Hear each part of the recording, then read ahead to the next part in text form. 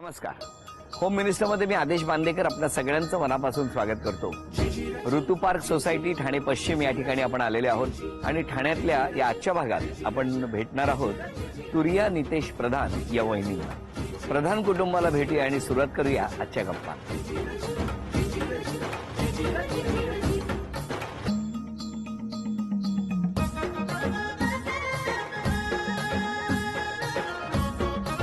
नमस्कार. नमस्कार.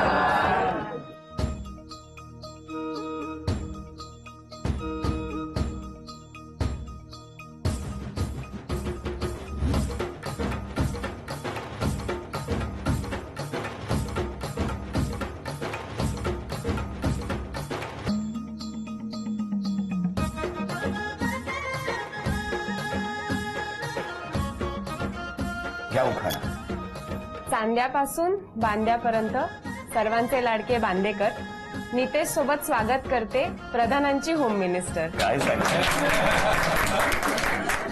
पण मला सांगा तुमच्यापैकी पटकन फुटकारत कोण असं? मी आई. नाही घरात पुंगी आणून ठेवली.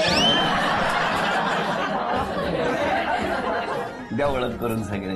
हा माझा नवरा नितेश प्रधान. नमस्कार. ही माझी सासू. नमस्कार. ही माझी आई. नमस्कार. हे माझे बाबा. नमस्कार. दादा नितेशचा मोठा भाऊ अथर्व माझा लहान भाऊ. ही माझी आजी आणि ही माझी सगळी फॅमिली देशपांडे आणि प्रधान. नमस्कार. नमस्कार सगळ्यांना. चला सुरुवात करूया आजच्या गप्पांना. नमस्कार. नमस्कार. नमस्कार. कुठलं बालपण? ठाण्याचाच आहे. माझा जन्म यवतमाळचा आणि मग त्याच्यानंतर मी 1 वर्षाची होती पासून तेव्हा इथेच आहे ठाण्याला. हो. बरं. आपण जन्म अंबरनाथचा. अंबरनाथ आणि दुसरीपासून इकडेच आहे. कसं केलं बालपण? एकदम मजेत. शाळा? शाळेत कमी गेलो. का हो? मैदानावर जास्त गेलं माझं बालपण. काय करायचं तुम्ही? खेळायची आवड आधीपासूनच. अच्छा, मला वाटलं शाळेने सांगितलं होतं की रोज दगड गोळा करा वगैरे असं. पण मग आता महत्वाच्या मुद्द्याकडे. हो की नाही? लवकरच आलेलं मत.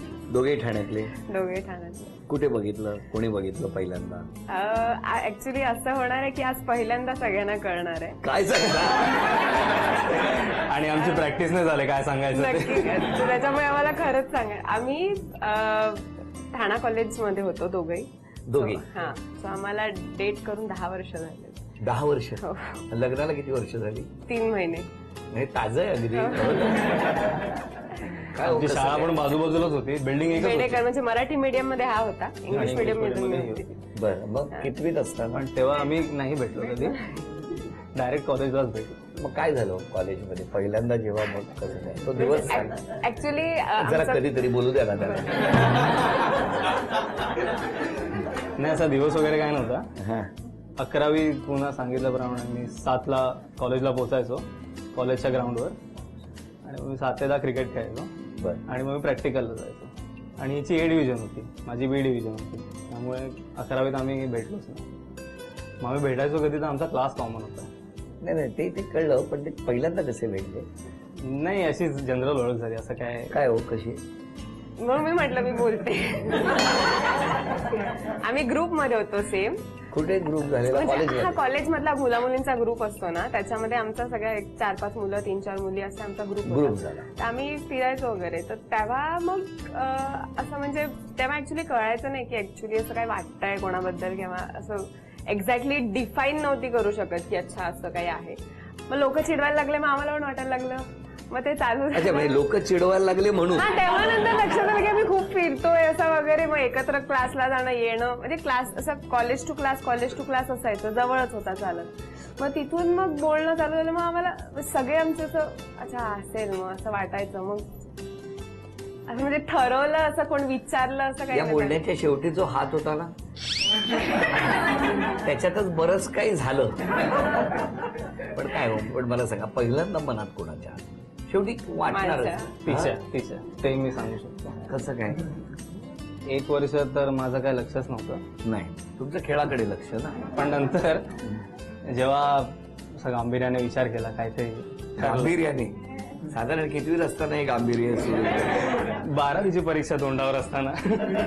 परीक्षेचं गांभीर्य नव्हतं तुम्हाला, पण अचानक गांभीर्य निर्माण झालं. चांगलं झालं. हा मग तेव्हा हिने सांगितलं काय अरे मी तर 1 वर्षापासून विचार करते, मग नाही पण हे सांगितलं म्हणजे तुम्ही विचारलं तेव्हा सांगितलं, कोणीच नाही विचारलं असं. मग तुम्ही काय नाही म्हणजे आम्ही बोलता बोलता असं तुला वाटतं का, मला वाटतं का असं. हे कुठे साधारण स्पॉट हा? हे स्पॉट बोलतो ठाणा कॉलेज. नाही, हे फोनवर झालं. फोनवर झालं. मी जाऊन येऊ ठरवताय नाही. तो प्रॉब्लेम होणार आहे. मग तुमच्या मनात होतं पण हा मनात होतं म्हणजे एक्झॅक्टली ते फिलिंग किंवा असं कोणा मुलाबद्दल वाटणं हे कळतच नव्हतं की एक्झॅक्टली काय आहे. आणि जेव्हा कळायला लागलं तेव्हा तो पहिला मुलगा होता ज्याला म्हणजे असं चांगला वगैरे अशा टाइममध्ये आमच्या ग्रुपमध्ये असं बोलणं व्हायचं. मग त्याच्यानंतर मग मी पण सोडून दिलं आणि 1 वर्षभरानंतर मग ही ऑल्सो स्टार्टेड म्हणजे तो पण बोलायला लागला माझ्याशी. मग जास्ती बोलणं झालं, मग बेस्ट फ्रेंड्स होतो. मग ती मैत्री इतकी वाढत गेली म्हणजे आम्ही असं वाटतं आम्हाला की आम्ही त्या एजलाच फ्रीज झालो. म्हणजे त्या एजला जो आमचं रिलेशन होतं बेस्ट फ्रेंड किंवा एक सोलमेट किंवा कपल सारखं हे काय त्यालाच वेगवेगळे प्रकार आहेत का हे सगळे? नाही सगळे एकच आहे. एकच आहेत का? पण अच्छा. म्हणजे मोठं झाल्यासारखं असं जबाबदारीवाली फिलिंग येते. काय सांगता ही जबाबदारीची फिलिंग 12वीत येते? नाही आली अजून पण. अजून नाही आली. नाही नाही, पण मग तुम्ही फिरत तर होता, हं, भेटत होता, हं, एकमेकांना डोळे शोधत होते, बरोबर? हं. हे कितवीत 12वीत सगळं? हं. परीक्षेच्या पूर्वी, परीक्षेनंतर, पूर्वी आणि मग निकाल काय लागला? निकाल दोघे 5 झालो. चला हे बरं झालं.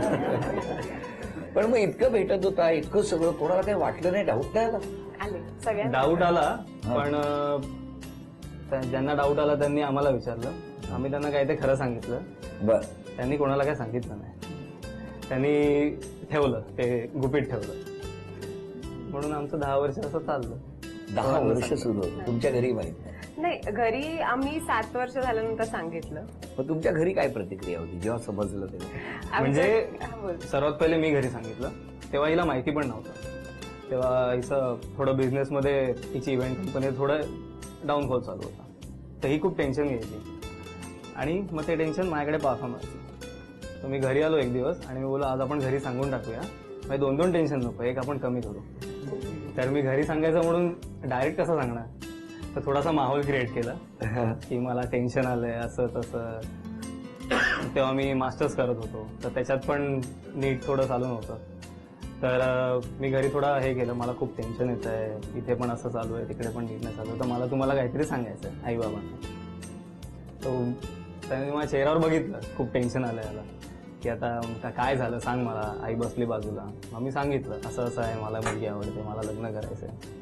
त्यांची आईची पहिली प्रतिक्रिया होती, हो ठीक आहे अरे सगळं बघू नंतर. आणि नंतर ती आत गेली, घंटा वाजवली, किणकिण, मला आणून साखर दिली. म्हटलं हे काय, मी उगाच ड्रामा केला एवढा. एकदम इझिली झालं सगळं, पुढे काही नाही. दुसऱ्या दिवशी अरे कधी भेटायचं वगैरे सगळं चालू झालं. तुमच्याकडे? आमचं ऍक्च्युली असं ठरलं होतं की आम्हाला जवळपास अंदाज होता की दोघांकडून अपोज असा काही होणार नाही, कारण आम्ही बाहेर जायचो वगैरे तर घरी सांगायचो की आय मी नितेश सोबत आहे असं वगैरे. तर पण असं फॉर्मली उठून सकाळी दुसऱ्या दिवशी आम्ही ह्यांनी रात्री सांगितलं तर मला दुसऱ्या दिवशी सांगणं भाग होतं, कारण कोणालाही दुखवायचं नव्हतं की ह्याच्या घरी माहिती आहे आणि त्याच्या घरी नाही माहिती. तर आम्ही दुसऱ्या दिवशी सकाळी मी टॉपिक स्टार्ट कसा करू, तर मी आई मला तुला सांगायचं. आणि आई आणि बाबा दोघंही माझं ऐकत सुद्धा नव्हते की सिरियसली हा काय सांगायचं सांग, तिचे काम करते, बाबा कम्प्युटर, बाबा तिकीट बुक करत तिकीट बुक करत होते. लक्षच देत नव्हतं. आणि आम्ही मग मी थोडा वेळ थोडा सिरियस माहोल केला असा, काय झालं. मग मी असं म्हटलं मला नितेश आवडतो. तर मग बाबा बोलले हा मग मग अजून काय. नाही ती रडत होती तेव्हा. मी रडत होती की मला म्हणजे काहीतरी सांगायला मला भीती वाटत होती. मग तिला भीती वाटली, आनंद झाला, काही झालं तरी ती पहिले रडते. रडता? मग आपण विचारायचं काय झालं. हा. तर मी आई मला अगदी हात पकडून काय झालंय तुला, काय कोण त्रास देत आहे का. मी म्हटलं नाही मला नितेश आवडतो. म्हणजे मग अगं हेच सांगायचं, तर रडते कशाला. आणि बाबा उठले आणि चालले गेले, हा माझी कंबर उठते असं. म्हणजे काहीच नाही, रिॲक्शन नाही दिली आणि ते तसेच चालले गेले. मी आपली बघते, म्हणजे आम्हाला दोघांना स्टोरीज नाहीये की असं सांगायला की म्हातारे झाल्यानंतर की आम्ही काहीतरी ऍडव्हेंचर केलं मग आम्हाला अपोज केला. 12वीत केलं तर ऍडव्हेंचर तेच काय, आणि कसल्या स्टोरी सांगताय. म्हातारपणी काय सांगायचं आता टेन्शन येणार. पण मला सांगा, इतक्या वर्षात अगदी छान आठवून सांगा की तुम्हाला सगळ्यात जास्त त्रास कोणी दिला?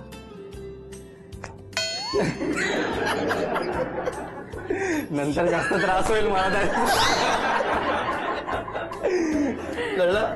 मी काही बोलत या प्रश्नाच्या उत्तरात बरंच काही आलेलं आहे. पण तुमचं इतकं छान नातं आहे ते असंच टिकवून ठेवा, खूप आनंदात राहा असं म्हणत पहिल्या टप्प्यावर आपण या खेळात किती बक्षीस मिळणार या माऊलीला. 8 वस्तूंवर 8 टॅग ठेवा.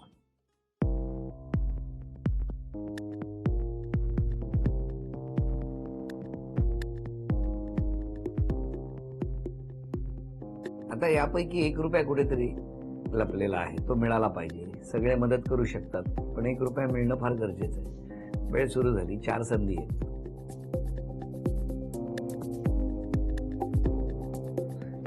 100 रुपये. आणखी 3 संधी आहेत. वॅक्युम 5 रुपये. हेल्मेट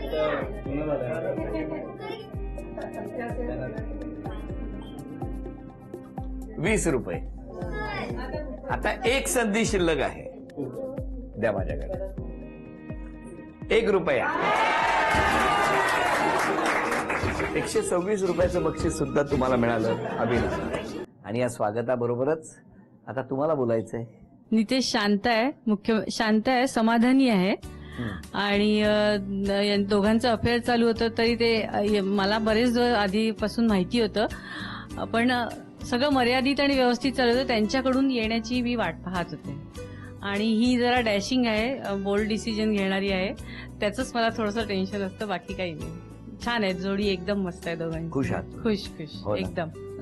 100 मार्क जर वाटून द्यायचे झाले तर या दोघांपैकी 60 कोणाला द्याल आणि 40 कोणाला द्याल? 60 नितेशला देईल, 60 नितेश जावयाला. हा, 40 तुर्याला. बघितलं कसं असतं, मी बघताय बघते ना नंतर. 3 महिने. कॅल्क्युलेशन करते मी. नाही, मी तर ऍक्च्युली नितेशला 90 मार्क देईल आणि सूर्याला 10. कारण खूप सहन करतो. नाही, सहन तर करतोच आणि माहिती त्याचा स्वभाव कसा आहे, साधारणतः फिगरवरनं कळतं कसा काय मुलगा कसा आहे, समजतं ते. नाही पण पहिलं वाक्य बघितलं, सहन तर करतोच. मी आहे, नोंद घेते. बाबा तुम्ही किती वर्ष करताय? काय नाही, मी नाही सहन करत. पण मला सांगा, आता एकदम समाधानी आहे? एकदम समाधानी. हो ना.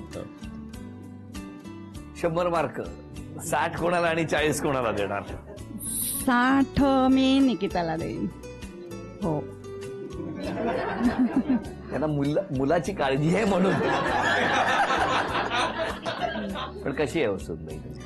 सून लागवी आहे आणि ती जी आई म्हणून हाक मारते तो वेगळाच स्वर येतो तिच्या ह्याच्यातून. आणि दुसरं म्हणजे चिडते ती, नाही असं नाही म्हणत, पण लगेच एकदम खालच्या आवाजात येते. आधी चिडते ती, नाही असं नाही, पण नंतर लगेच खालच्या आवाजात येते, आई आई हाक मारते. माझ्यावर नाही चिडत म्हणा. आणि दुसरं म्हणजे मला खूप बदलवायचा प्रयत्न करते, कारण तिला माहिती आमच्या घरात मुलगी नाही म्हटल्यावर आई जरा अशाच राहतात.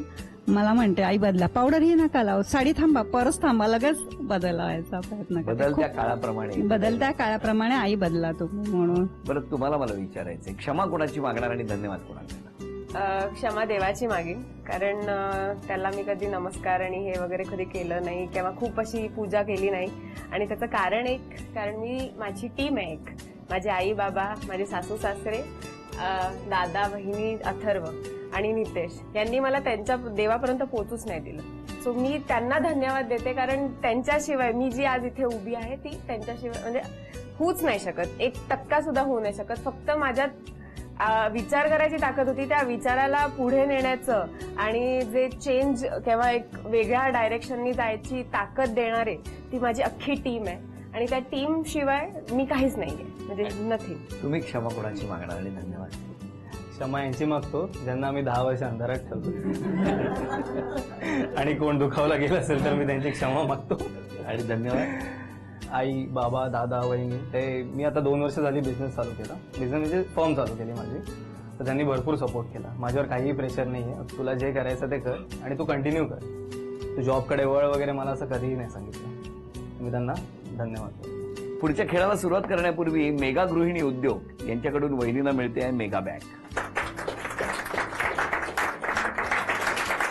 वेळ 2 मिनिटाची आणि 11 वस्तू आता आणून देणार का? म्हणजे तुम्हाला आव्हान आहे, मला बघायचंय. 11 वस्तू आणायच्या आणि इथे ठेवायच्या. जे अक्षर देणार ते अक्षरावरून वस्तू घेऊन यायच्या. सगळे सांगू शकता, फक्त इथून कुठली वस्तू देऊ नका, ती बाद होणार. त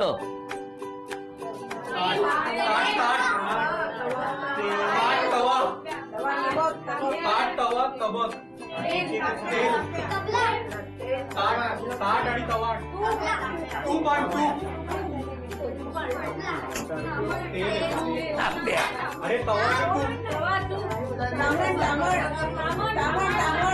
30 सेकंद झाली, 1.5 मिनिट राहिलं.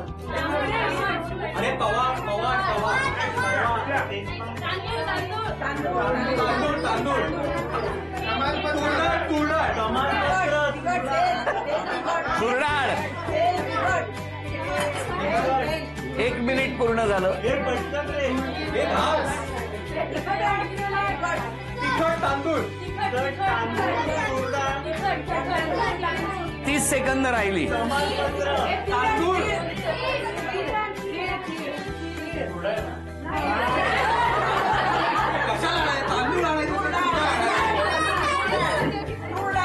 दहा, 9, 8, 7, 6, 5, 4, 3,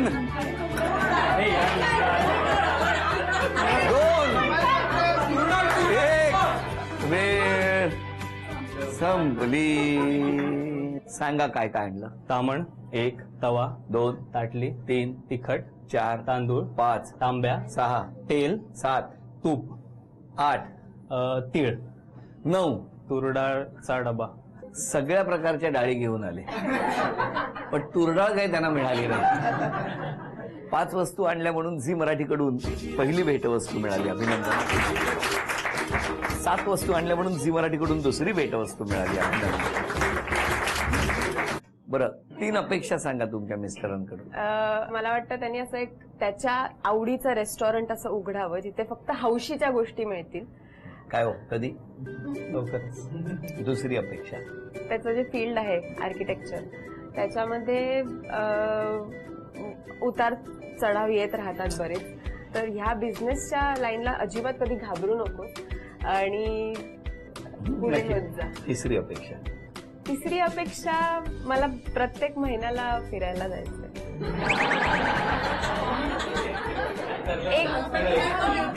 तीनच महिने झाले आणि 10 वर्ष फिरत होतो, तर थोडा ब्रेक दिलाय.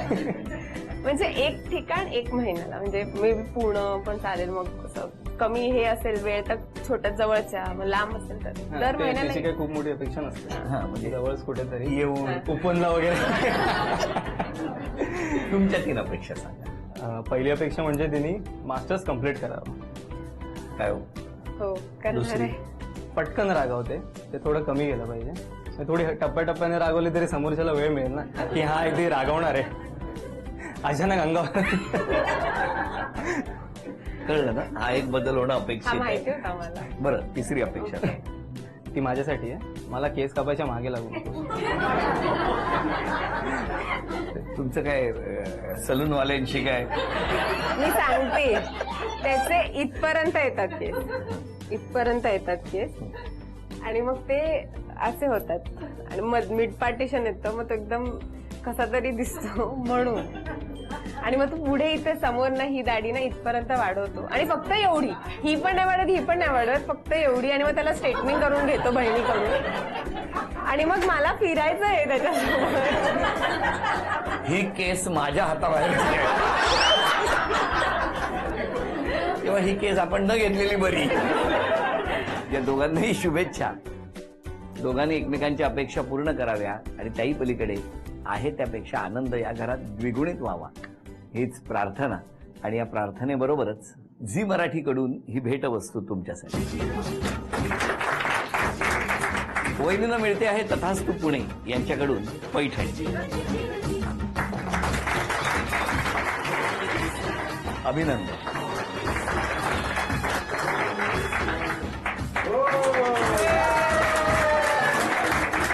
आजचा भाग इथेच संपवूया आणि पुन्हा भेटूया अशीच एक पैठणी घेऊन होम मिनिस्टरच्या पुढच्या भागात. नमस्कार.